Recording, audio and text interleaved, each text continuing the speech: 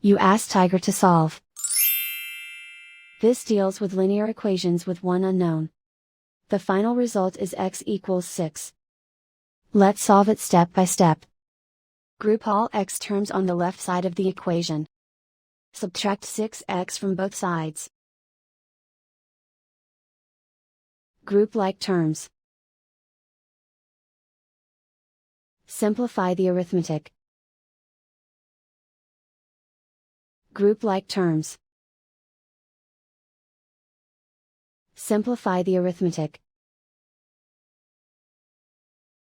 Group all constants on the right side of the equation. Subtract 25 from both sides. Simplify the arithmetic.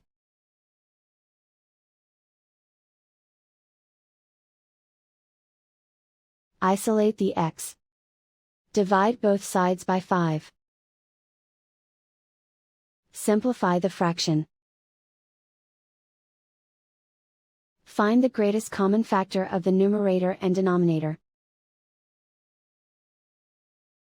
Factor out and cancel the greatest common factor.